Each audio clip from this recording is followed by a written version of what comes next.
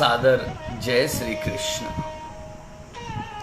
आहा, हे वैष्णवों, आज का बड़ा ही सुंदर और बड़ा ही अलौकिक भाव है, हमेशा संतुष्ट कैसे रहें। क्योंकि जब तक जीव संतुष्ट होगा नहीं, तब तक वह पुष्ट नहीं होगा। और अगर पुष्ट नहीं है तो मन में अनेकों प्रकार की विविधाएं, चिंताएं, अराजकताएं और कर्म, ये संपूर्ण भाव के साथ सम्मिलित हो जाता है। अगर जीवन में चिंताएं हैं तो जीव संतुष्ट नहीं हो सकता। अगर जीवन में धन कमाने की लालसा है तो कर्म की प्रधानता नहीं रह सकती। इसलिए कुछ भक्तों का कि महाराज जी, आज आप हमेशा संतुष्ट रहने की कला और जो भाव है उसके बारे में आज आप हमें बताइए। तो आज बड़ा मनोहारी ये भाव है और ऐसा उम्मीद रखते हैं, ऐसा भाव रखते हैं कि आप हमेशा संतुष्ट रहने की ये जो दिव्य भाव है इसको जरूर श्रवण करेंगे और श्रवण करके अपने जीवन में नित्य प्रति धारण करेंगे। विनिमित्त कामा, एक श्लोक आता है विनिमित्त कामा। इसका मतलब क्या है? जो इस संसार में रहकर और इन संसार की आसक्तियों से जो विमुख है, संसार में रहकर और संसार के संपूर्ण रीति रिवाज और संसार के संपूर्ण भावों में रहते हुए जो जीव हमेशा काम से परे है, जो माया से परे है, वही संतुष्ट है। और अगर जीव का जीवन संतुष्ट नहीं है तो वो निरंतर अशांत है, असंतुष्ट है। और अशांत व्यक्ति का मन, उसका चित्त, उसकी बुद्धि, उसकी भावना कभी एकाग्र नहीं हो सकती। और जिसका मन एकाग्र नहीं है, आप समझिएगा, जिसका मन एकाग्र नहीं है तब तक वह जीव ना तो इस जीवन में संतुष्टि प्राप्त कर सकता है, ना इस जीवन का रहस्य जान सकता है और ना प्रसन्नता पूर्वक अपने जीवन को यापन करता है।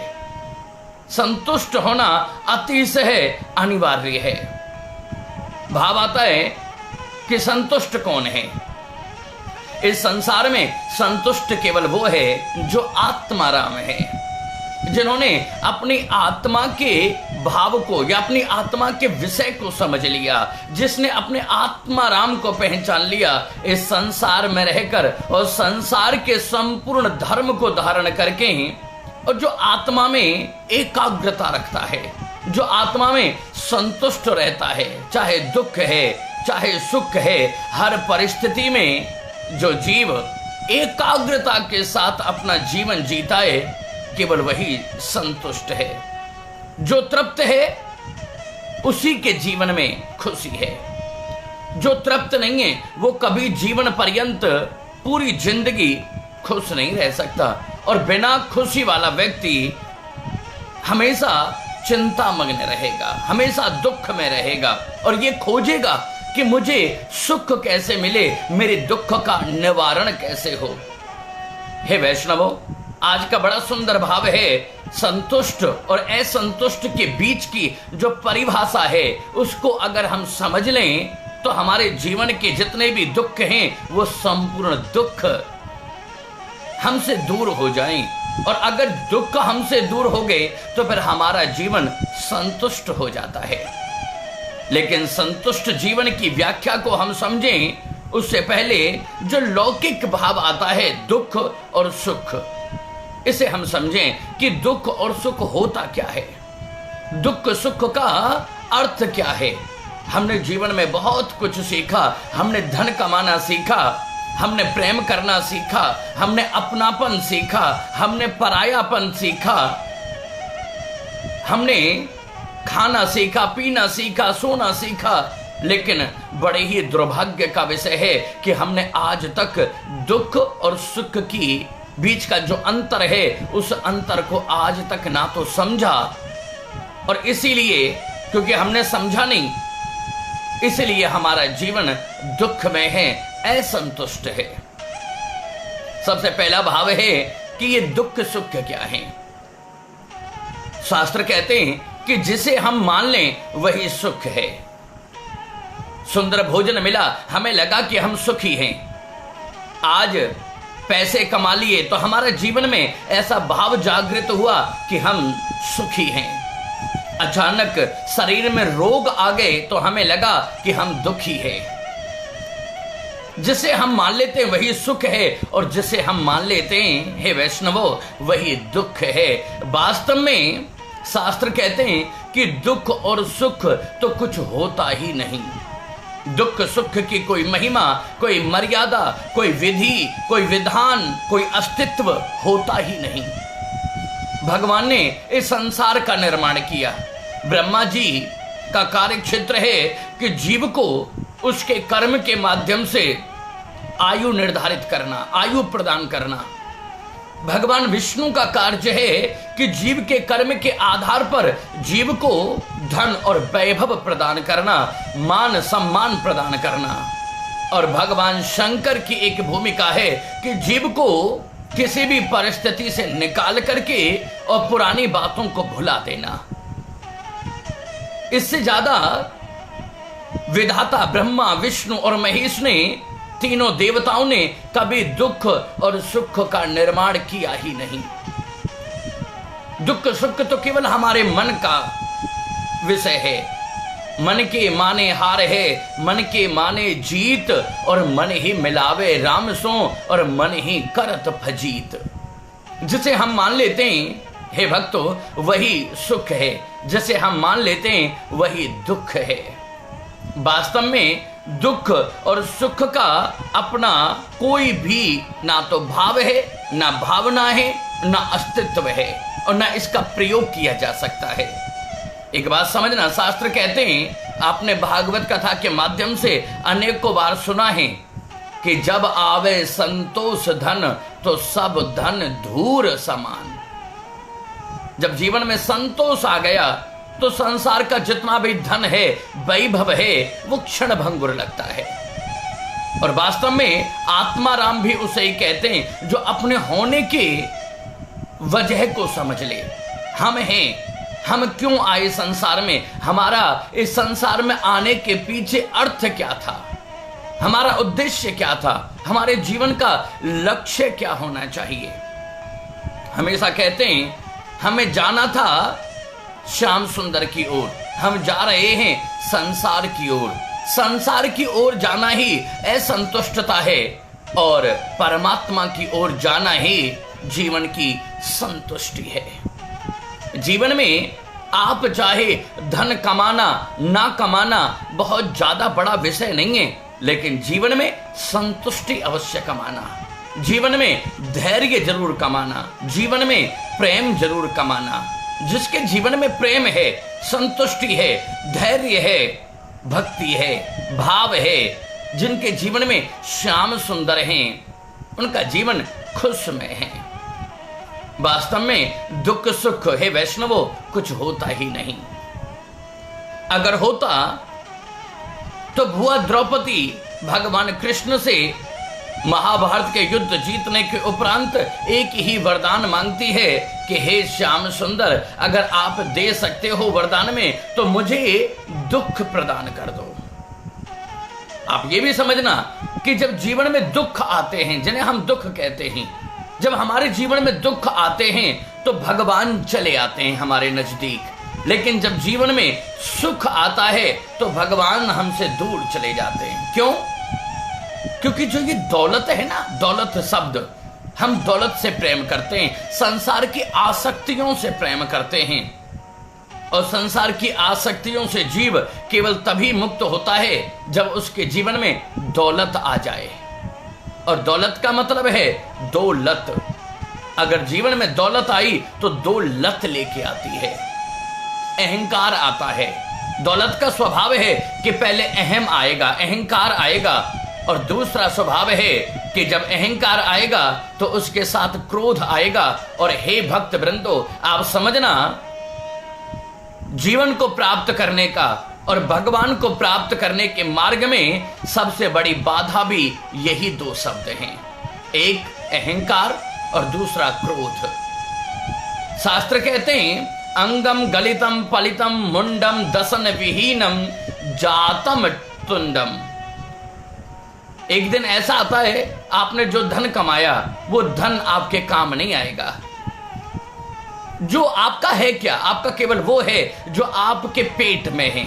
आपका बैंक बैलेंस, आपकी प्रॉपर्टी, ये सब तो केवल तब तक है जब तक हम इस संसार में हैं, और जिस दिन हम इस संसार का त्याग करेंगे, हमारे द्वारा उस धन कमाने की चेष्टा में जो हमने झूठ बोला, हमने किसी की आत्मा को दुखाया, किसी को तकलीफ दी, वो हमारे कर्म बन गए। जो तकलीफें दी वो हमारा पाप कर्म बन गया, और वो पाप कर्म ही हमारे जीवन में असंतुष्टि प्रदान करता है, अशांति प्रदान करता है, और हमारे धैर्य को खो देता है। बुआ कुंती कहती हैं, हे द्वारकाधीश, अगर मुझे वरदान दे सकते हो तो केवल एक ही वरदान दे दो कि मुझे मेरे ऊपर दुखों का पहाड़ टूटे, मैं प्रतिदिन हर पल प्रतिपल निरंतर रोती रहूं। क्यों? अरे बुआ, ये तुम क्या मांगती हो? दुख? संसार में कोई भी व्यक्ति मेरी भक्ति करता है, मेरा भजन करता है, सत्य मार्ग पर चलता है, तो उसके जीवन का उद्देश्य होता है धन प्राप्त करना, वैभव प्राप्त करना, सम्मान प्राप्त करना, और तुम दुख मांगती हो? हे द्वारकाधीश, आप तो जानते हो कि जब धन आता है तो जीव के जीवन में अहंकार और क्रोध प्रवेश करता है, और जब अहंकार और क्रोध प्रवेश करता है तो जीव के पास से सबसे पहले परमात्मा चले जाते हैं। हे द्वारकाधीश, आप सबसे पहले उस व्यक्ति का साथ छोड़ देते हो। इसलिए अगर मुझे दे सकते हो तो दुख प्रदान कर दो, मेरे ऊपर निरंतर दुखों के पहाड़ टूटे, ताकि जब दुख आता है तो हम हर पल भगवान का नाम जपते हैं, हर पल भगवान हमें याद आते हैं, और जब भगवान का याद आना ही जीवन की सबसे बड़ी उपयोगिता है, तो क्यों ना दुख ही मांगा जाए। आहा, हे भक्त वृंदो, ये बड़ा समझने का विषय है। हमारे दादाजी बड़ा सुंदर भाव कहते थे, बड़ी सुंदर बात, आज वो बात हमें याद आ गई। वो कहते थे कि जो जीवन में संतुष्ट है वही पुष्ट है। जो जीवन में संतुष्ट है, जिसको जीवन से कोई शिकायत नहीं है, वो पुष्ट है। पुष्ट माने वो आनंद में है, उसके शरीर में कभी रोग नहीं होते, रोग केवल चिंता में होते हैं, और चिंता असंतुष्टि में होती है। इसलिए वो बड़ा सुंदर बात कहते थे कि जो संतुष्ट है वो पुष्ट है, और जो असंतुष्ट है, हे भक्त वृंदो, बड़ा सुंदर भाव आप समझिएगा, जो संतुष्ट है वो पुष्ट है, और जो असंतुष्ट है वही दुष्ट है। असंतुष्टि में जीव धन की तरफ भागता है, और धन कमाने के लिए झूठ बोलता है, पाप करता है, चुगली करता है, निंदा करता है, पराये धन की तरफ ताक झांक करता है, और यही सब नरक के द्वार हैं।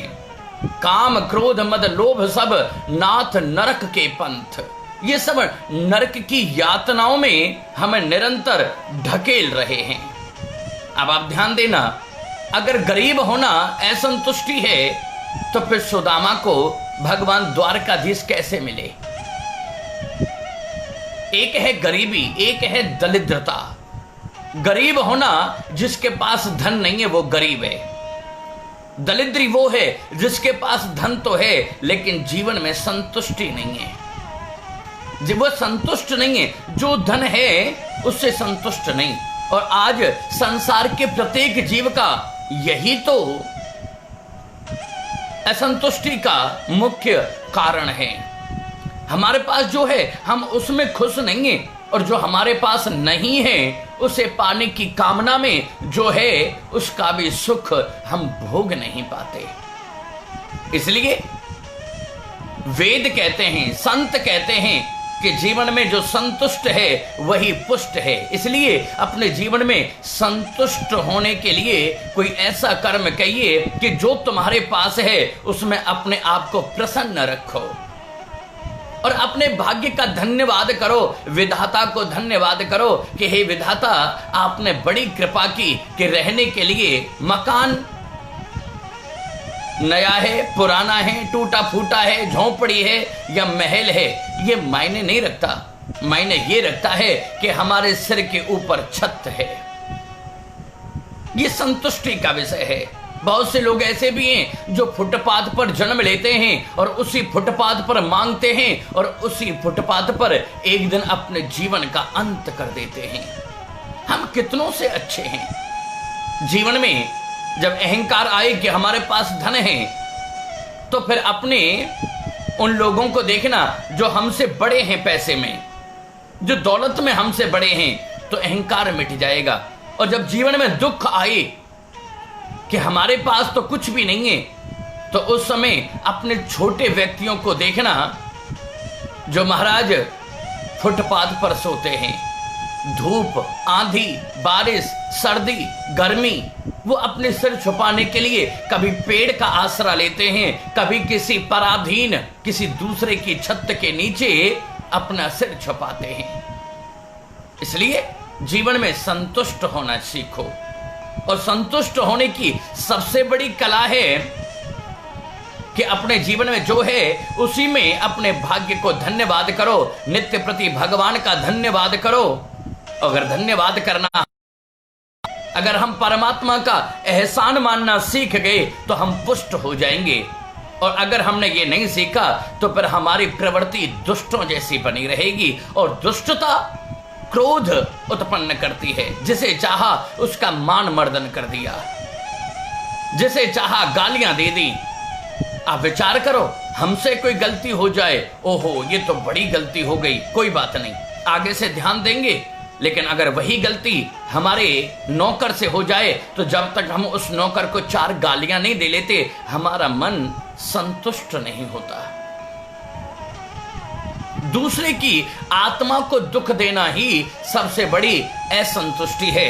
अपनी आत्मा और दूसरे की आत्मा को सुख प्रदान करना सबसे बड़ी संतुष्टि कही गई है।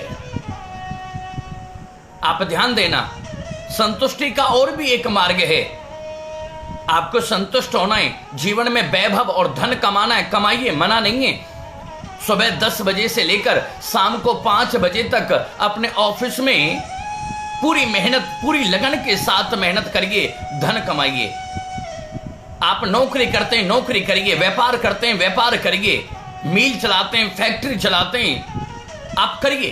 पूरा ध्यान अपने बिजनेस के ऊपर दीजिए। लेकिन 5 बजे के बाद जब अपने घर में आए तो उस समय पर व्यापार की कोई भी बात आपके मन में ना हो।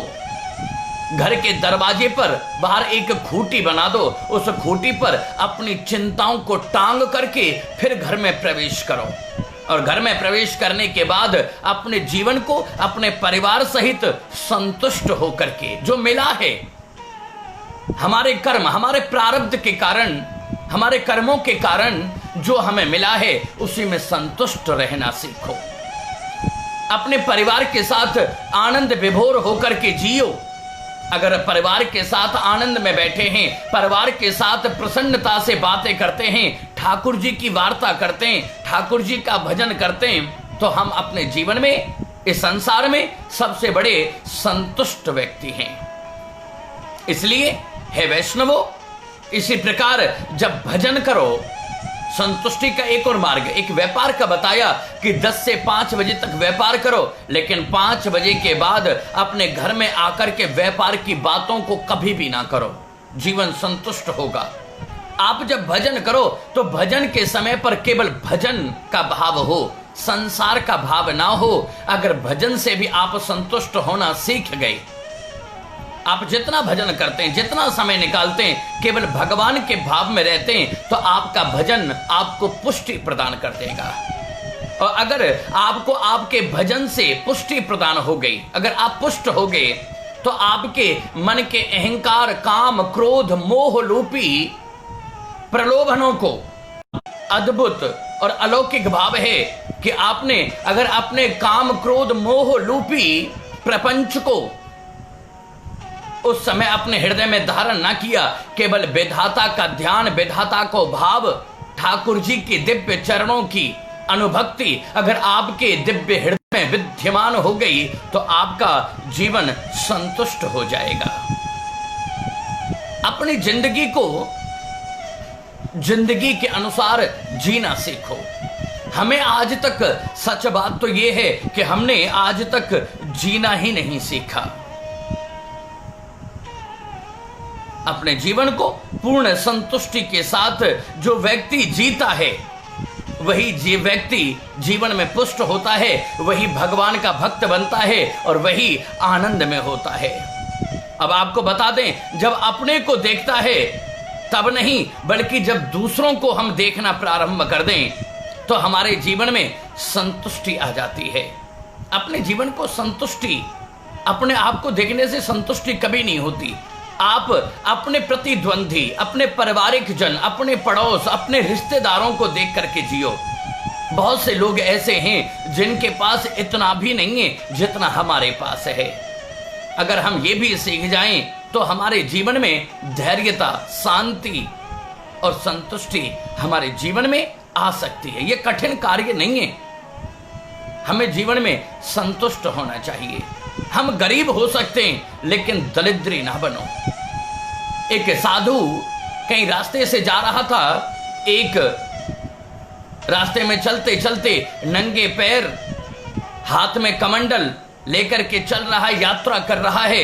एक कौड़ी मिली रास्ते में। वो कौड़ी को उठाया, अपने कमंडल में डाल लिया और मन में विचार किया कि जिसे बहुत ज्यादा इस कौड़ी की जरूरत होगी मैं उसे ये कौड़ी दे दूंगा। कई वर्ष तक पृथ्वी के अनेक तीर्थों पर घूमता रहा, उसे कोई ऐसा व्यक्ति ना मिला जीवन में जो असंतुष्ट हो। लेकिन एक समय जब वही साधु वह कौड़ी अपने कमंडल में डाल करके और कहीं यात्रा पर जा रहा था तो रास्ते में एक व्यक्ति दूसरे व्यक्ति को लूट रहा था। उसके घर में चोरी डकैती कर रहा था, जबरदस्ती उसके धन को छीन रहा था। साधु ने छीनने वाले उस व्यक्ति का हाथ पकड़ा और कहा, भैया अपना हाथ आगे करो। जैसे हाथ आगे करा, अपनी कमंडल से वह कौड़ी निकाली और उस व्यक्ति के जो लूट रहा था उस व्यक्ति के हाथ पर रख दिया। उस व्यक्ति ने कहा, ये आपने क्या किया? बोले, भैया ये कौड़ी कई वर्षों से मेरे पास थी, मैंने सोचा कि जरूरतमंद को दूंगा। मैंने गरीब तो बहुत देखे लेकिन तेरे जैसा दरिद्री मैंने आज तक न देखा। तेरे पास इतना वैभव है लेकिन फिर भी संतुष्ट नहीं है। और आज मुझे ऐसा लगा कि सबसे ज्यादा आवश्यकता इस कौड़ी की तुझे है। हे वैष्णवों, अपने जीवन में धैर्य धारण करना सीखो। अपने जीवन में संतुष्टि को प्राप्त करो। अगर संतुष्टि को प्राप्त करोगे तो पुष्ट हो जाओगे। अगर पुष्ट होगे तो जीवन में खुशियां होंगी और अगर जीवन में खुशियां होंगी तो आनंद होगा। और आनंद तो साक्षात श्री कृष्ण एवं ही, आनंद तो साक्षात श्री कृष्ण है। आनंद में वही है, संतुष्ट वही है जिनके जीवन में ठाकुर जी प्रवेश कर जाते हैं और जिनके जीवन में ठाकुर जी को भाव है वो सदैव संतुष्ट है। ऐसा भाव रखते हैं कि आपके जीवन में भी ठाकुर जी किशोरी राधा रानी सहित प्रादुर्भाव करेंगे और आपके जीवन में आपको संतुष्टि की प्राप्ति होगी। आप सबको सादर जय श्री कृष्ण।